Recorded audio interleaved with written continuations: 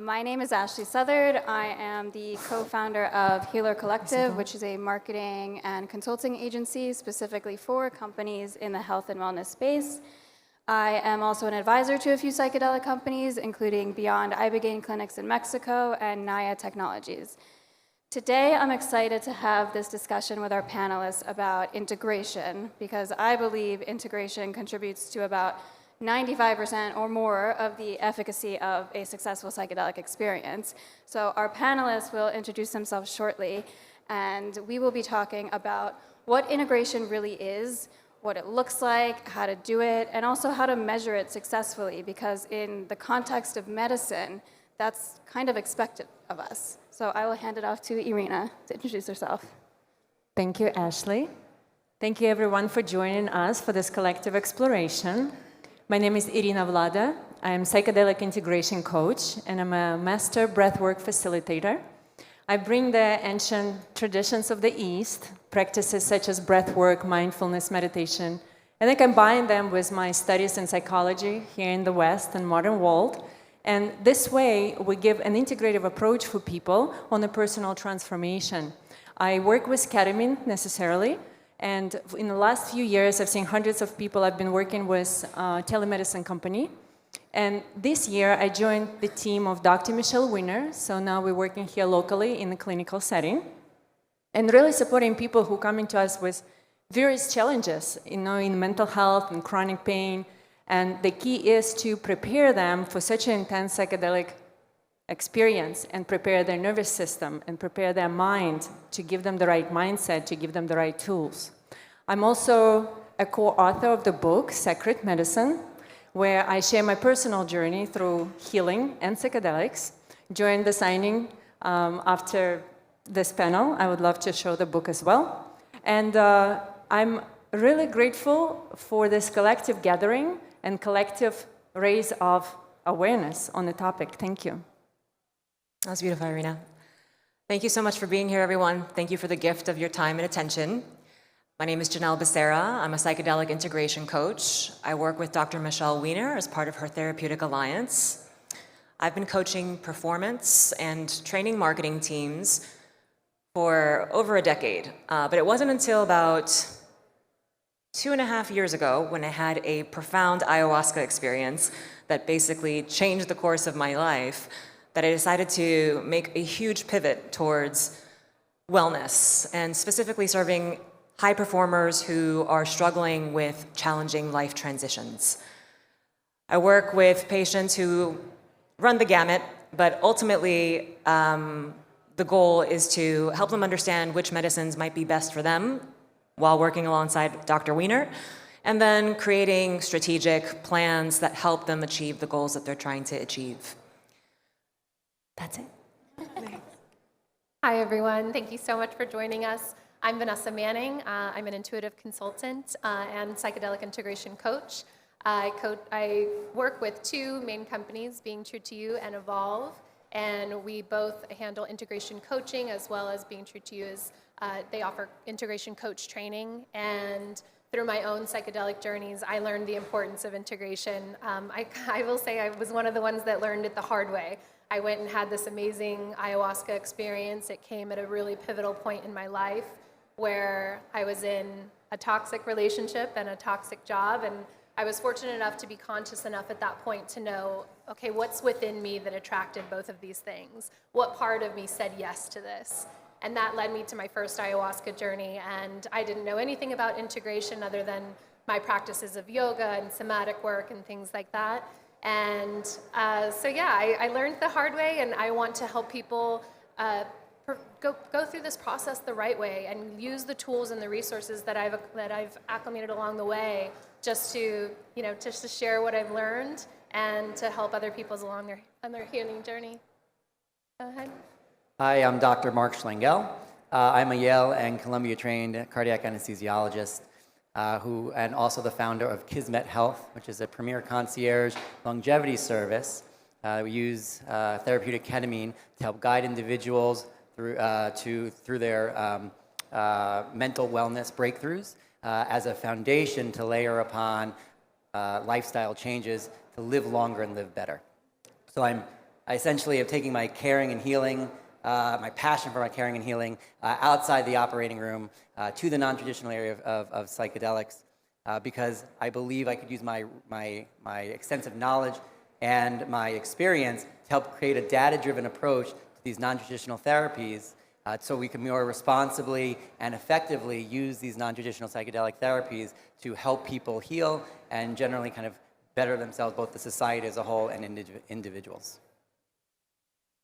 Thank you all. We've got a lot of experience up here. So I want to ask the big question, what exactly is integration? Does it include before, during, after? What do you guys say? Start from here?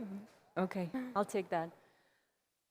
Well, in order to answer this question, I believe it's important to reflect on the fact that psychedelic is the inward experience, right? And it's experience of expansion. Psychedelic has a great capacity to expand our mind and expand our awareness. And in vastness of this experience, we actually becoming in contact with another side, quantum field, in contact with spirit, if you wish. After the psychedelic journey, the awareness contracts, and it contracts back to where your nervous system was prior. So integration, in my understanding and in my experience, is a process of embodiment of that magical journey that we can have during the psychedelics. So having the glimpses, having the magic within either 60 minutes, let's say if you do ketamine, if you do any other psychedelic, it could last for 6 hours. But it's only a window, it's only an open door to that experience. We have to bring those new perceptions, new awareness, new information into our daily life. And integration is going to be a process in which you decreasing the gap, right? And you implementing step by step, day by day, all the changes that you desire to create in your life. That was so beautiful. Thanks. Just want to acknowledge that.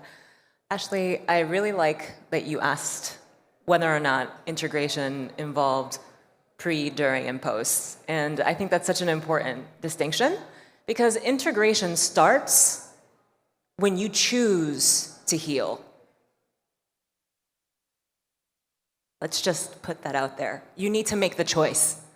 And so if you're going to sit in a psychedelic experience and you're choosing just to do it for the sake of, having a good time or, looking at really cool visuals, if that's what you're doing, you're really not going to get much out of it. So integration starts when you make the choice to heal.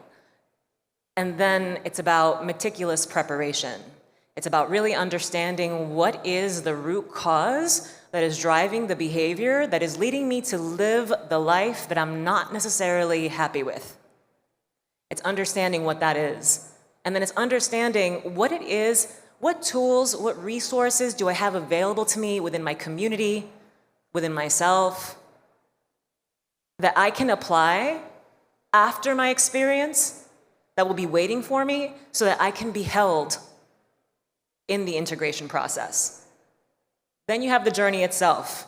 And the journey itself can be very, very insightful if you choose to practice compassionate inquiry within the journey. If you're intentional and you understand what the root cause is, and you can participate in dialogue with the medicine, you'll get a lot of information out of it that will help inform the integration practice on the other end of the experience.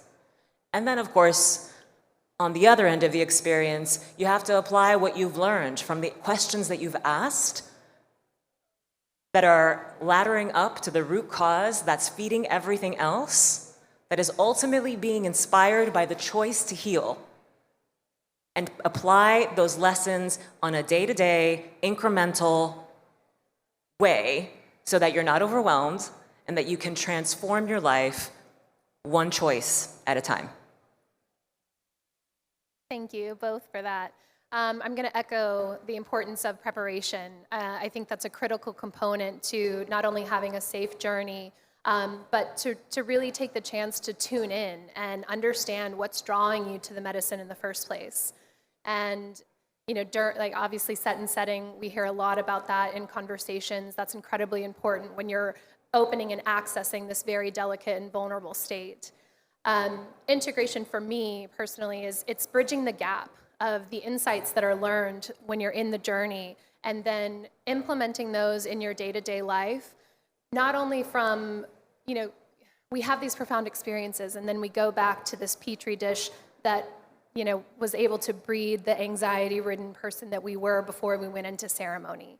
So when we're accessing this divine state and we're able to identify the issues within us that even allowed this or why this is coming into our experience, then we oftentimes go back to the life, everything doesn't change all at once. It takes time. And from an integration standpoint, we also want to look at what that feels like on a somatic level. When we access these states, we are accessing different energy vibrations that we are not used to, and that you certainly don't experience them while driving through traffic, right? And so how do we bridge this gap of this divine frequency coming back to this heavy, dense 3D reality that we experience on a daily basis? So somatic work, I think, is one of the biggest things that I like to push for people is, pull of that trauma out of your body. Rolfing has been an incredible tool for me, and I recommend it to literally everyone I know. I have friends in the audience that I know are smiling right now.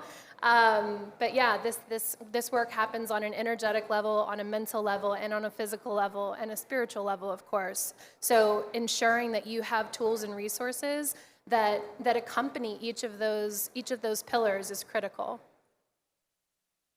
Yeah, a lot was said that I agree with. So at this point, I just want to approach it from this standpoint. Specifically with ketamine, where some research has been done, it's not known whether integration is helpful, whether it's pre, during, or post. There's just no separation on saying which is the most efficacious. But what I contend is integration is essential regardless of when it happens, because it actually is the change that you want. The psychedelic is really just a tool. It's a catalyst to springboard you to that change. It creates an expanded state in your usual contracted state, but all it is just a preparation for life. You're going forward. You learn to drop expectations, surrender, and trust, and that's what you have to do with life. It's all it is a preparation for life. Every time things happen in the future, you can't use psychedelic or a journey as a crutch to cope with it. You need to learn the mechanisms of changing your behaviors, using new thoughts, breaking old patterns to actually change what you want to change, which is what brought you initially to have that journey in the first place. So all it is just a playground for life. And so when you integrate, whatever the forms, there are so many different forms of integration, but it's very important that it starts in the beginning, sets that intention so that you know exactly how you're going to use this going forward. Because all that work could happen without the journey. It just creates the space for it to happen a lot faster and gives you a new way of looking at things that you might not have seen before. And then afterwards, you're going to have to make sure to, afterwards, all that stuff usually fades away. It gets less saturated. And you need to be reminded about what you saw and apply it to your world to kind of bridge that delta, that gap, as Irina said. And it's very hard to do that on your own. So often you're going to need somebody else to kind of help you, coach you along that process. So. Drop expectations, surrender, and trust. I really liked that. Yeah. So integration sounds a lot often like, I'm in marketing, I'm in consulting. Okay, what exactly is that? So can you give us some examples of what integration actually is in practice and what you guys find is most successful for your clients? Yes, sure. I really like what you guys are saying, and Vanessa mentioned the word somatic, right? And then I also like what Mark pointed out, that it's a preparation for life in a way, right? We're preparing for life, we're using these tools. One of the biggest tools for me in coaching, before, after, during, is actually a breath work. So people ask me, why breath work? Well, first of all, we're working with the nervous system and we're working with our awareness. And the trauma, the pain, emotional or physical, it is stored in our body. Through breath work, we have a capacity to access the nervous system, something that is so intangible, right? But we can access it through the deep breath work, through the deep inhalations and exhalations. We're refining the nervous system. And what also happening, we're expanding and refining the mind as well. Psychedelic experience brings us a lot of intensity and a lot of information that comes either from the field or comes from our unconscious mind. We need to have the capacity to actually withhold this information. We need to know how to pay attention to that. So through breath work, we actually training our attention and how to focus and how to navigate the psychedelic journey. Because if it's your first, and actually if it's your 10th or 100th time, it doesn't matter. We never know how intense it's going to be, so we need to be prepared for that. And then the other thing that breathwork is also help us with is connection. We're connecting to the breath. We're learning to stay with the breath, because in the regular world, our 5 senses always go outward, and we just gazillion things that we can be distracted with. So focusing on the breath, we're connecting, we're uniting with the breath, and that way we bring in our awareness deep inward, there where the magic, where the actual experience is happening. And that refinement that can happen on every level of our being. So the physical, the energy, and the mental, and detoxification as well. So when we talk about the physical and somatic, it even involves the toxicity that happens, in our cells, in our thoughts, and in our energy. So through breath work, we refine, we focus, we expand, and we getting ready to get ready to get ready. Yes. I love that. And yes, breath work, 100% all day, every day. I love breath work. There's just so many different forms of integration, and it really just depends on the individual and what they need. But if I were to just rattle off a few things, I really believe in the power of joyful movement. I find that we are so stuck on these treadmills of like, oh, we need to look a certain way and lose weight or do all these, societal expectations of how we're supposed to appear. So we go to the gym and spend time there. But we forgot how to play. Like, do you remember what it was like to play? Oh my God, it's so much fun. And so if you can connect back to joy, that for me is a very powerful tool. Because it reminds you that you're alive and that you can experience the full spectrum of what life has to offer. Yes, things can get dark. Yes, things can get difficult. But things are really amazing too. And they can be really fun. And don't forget to laugh. And don't forget to just have a vibrant life. So I usually, on my preparation process with my clients, I try to figure out, what's one thing that really ignites joy within you? And sometimes I'll hear things like jumping on a trampoline with my kids, or putting on a pair of rollerblades and rollerblading down the beach, or, going swimming in the ocean.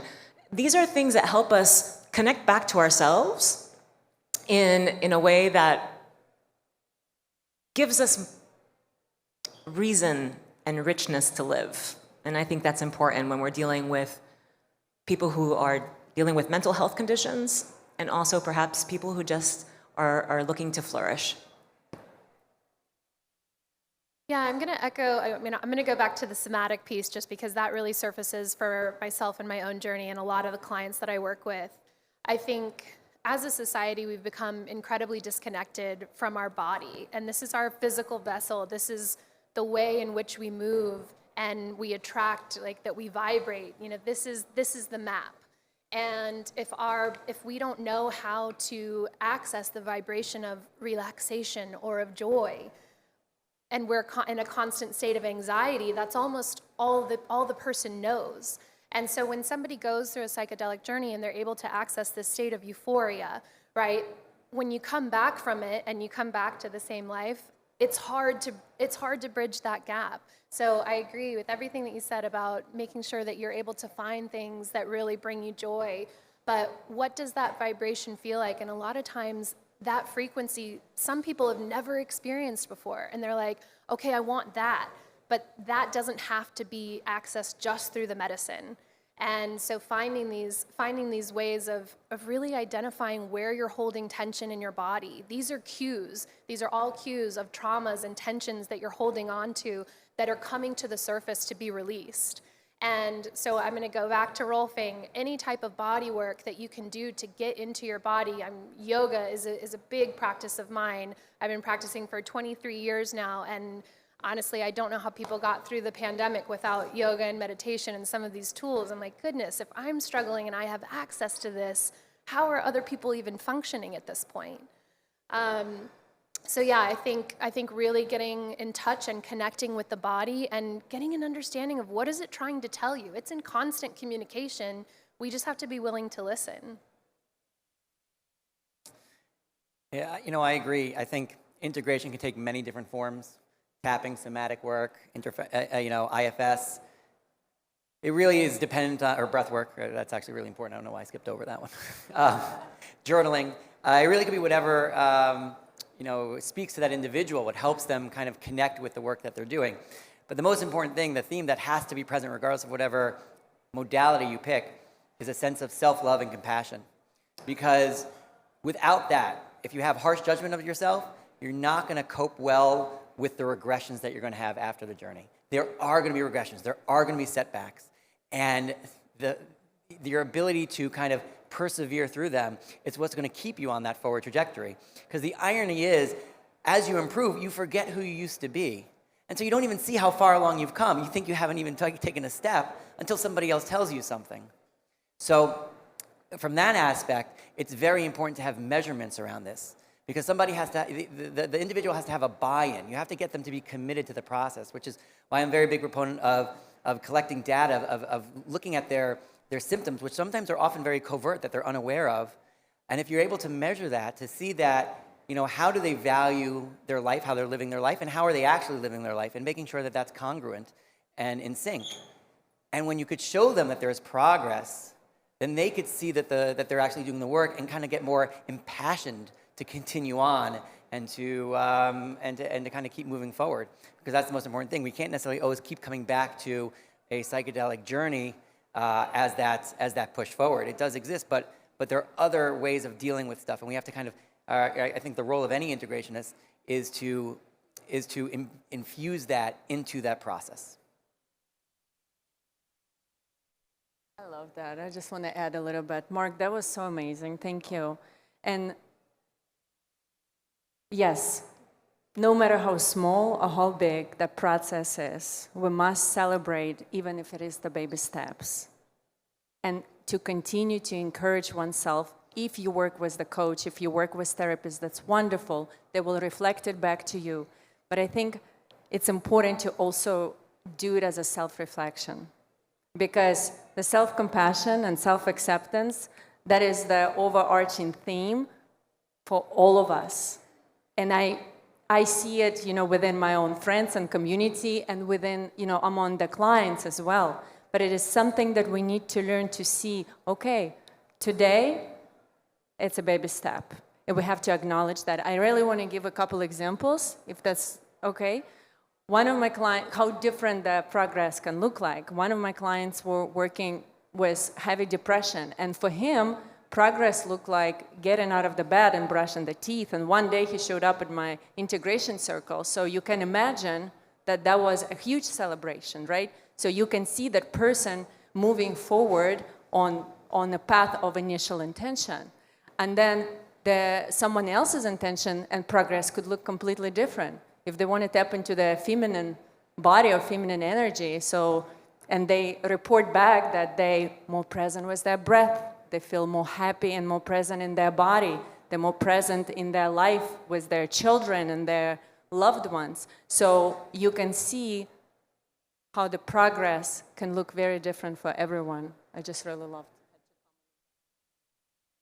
Mark, you touched on this last question. We got a couple minutes left, but I do want to bring up an important aspect of integration and mindfulness overall that you referenced, journaling. journaling gives you the internal data to be able to look back on. Whether it's like 5 minutes in the morning or 30 minutes at night. Personally, I'm a fan of Artist's Way, the morning pages, if you're familiar with that. Kind of just word vomit for 3 pages in the morning, and then your day is clear. But it gives you the opportunity to look back like 2 months ago and see like, oh, I had those changes. To that point, couple minutes, how do you measure success? Because you did mention measuring. I look back at my journal, but how do you guys measure success? Back at Mark. You want me to take that? Yes. So what I have developed is I have a proprietary questionnaire set that's based on some questionnaires that exist in the medical field. So they've been validated, where we've normalized the data across different questionnaires that actually is able to tease out a lot of somebody's symptoms and their thoughts and their behaviors around anxiety, depression, and how they're living their life. We also try to characterize their psychedelic experience so that we can use that to actually personalize and tailor their treatments, whether that's increasing or decreasing a dose, changing a frequency, or some other additive or something that could act in some symbiosis. There's nutrition and food options. There's also different medications that you could take that both attenuate or actually increase the effects of the psychedelic. So we use a lot of that information to chart somebody's journey from where they started before any intervention to after the intervention or even after a second intervention. And if we see it tapering off, we know that maybe that's a chance to increase something, and whether that's any type of integration or actually kind of revisit another psychedelic experience. Would you like to open it up to questions? Sure. Open up to questions? Anyone have questions for the panelists? Okay, here we go. My question is this all sounds like amazing type of therapy that's not really done, not like it's different than typical therapy. I guess, do you guys use this for people that aren't doing psychedelics, and how do you compare the experiences that people have without psychedelics versus it as far as the effects? I'm happy to touch on that. One of the things that we try to convey to all patients is that psychedelics is not the only way. We can access these states through breathwork, through holotropic breathwork. I've experienced it in Tesla lights. I've experienced it on a yoga mat. So it's just a tool. It's just a tool that can be used just like any other, but it's certainly not the only path. So I work with people who aren't on psychedelics. The somatic rule certainly still applies, right? All of the healing rules still apply to anyone, regardless of whether or not they're going through a ceremony. We all have to learn we're all searching for a higher vibration, right? And so regardless of whether or not you choose that medicine is right for you, because it may not be, but all of these different healing modalities are certainly something that everybody can explore. One last question. Thank you for this panel, because I think integration is not mentioned enough when people talk about psychedelics. Wondering if you can address individual versus group integration. We've been working with small groups for the past few months within Dr. Wiener's team, and I do find that there's a level of intimacy that people may not necessarily be completely comfortable with and sharing in group settings, and so I do think that you get a lot more vulnerability on a one-on-one. I do find, though, that the group setting is very helpful because it helps you realize that you're not alone, and people need that support. They need to know that they belong. It's kind of encoded in our DNA that we are meant to be seen and witnessed. And often, especially people who are grieving, grief needs to be witnessed in order to be healed. And I do find that group work is actually very conducive for people who are struggling with grief or some form of loss. Otherwise, I feel like the group setting can be very helpful, but again, it's not quite as personalized as it might be on a one-on-one basis. I also want to add to that, that's wonderful. Even if psychedelic journey is not happening in the group, that's okay, it could be individual, but it is very powerful to join the integration circle. So when we integrate in a group, it has a healing power to the extent that I can't describe you. I led many integration circles, and they are magical. So you are 100% correct. If you in psychedelic journey together, we don't know how those energies gonna, if people are gonna feel safe or people are gonna be comfortable. It's a lot of these unknown factors. But in the integration, the level of compassion, the level of presence, the level of connection that is happening, people are seen, people want to be heard. The healing is actually happening through human connection. And I witnessed it every single time. Sometimes I will go into integration circle and I'll be like, oh my God, I don't know none of these people. They don't know each other. Are they going to be open? Are they going to be sharing? How is it going to be? And it's pure magic every single time. Human cultivating and practicing the love and connection in the integration circle. So I highly recommend to join them as a practice. Yeah, just really quickly, connection, that's like a key word. That is like an essential part of anything. That's something that's often from self-love, comes from doing things for others, holding space for others, or you see outside yourself. And that kind of catapults the healing that you have. So it is something that is an incredibly important thing to have is connection. It's actually one of the things associated with longevity in life as well. So bring that into your life in this form, especially if you can be vulnerable. And yes, you might not be as vulnerable as when you're individual, which is something that you have to weigh, which kind of speaks to you. But there is a added aspect to a group therapy session that you get. I'll add just one thing on the group topic as well, because I work in groups, I host groups, and I've been to Irina's groups as well. And one of the things that I've noticed when you're hosting a group session is we all carry it.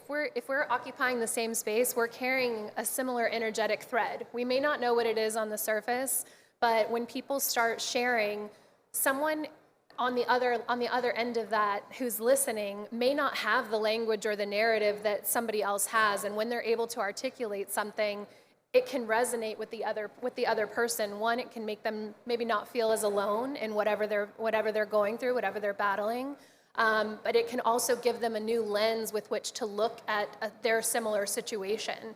So I think it's incredibly therapeutic, but of course I'm not going to say that it's better. I think it's an incredible compliment. And what works for me is gratitude. So gratitude hugs for everyone. Thank you.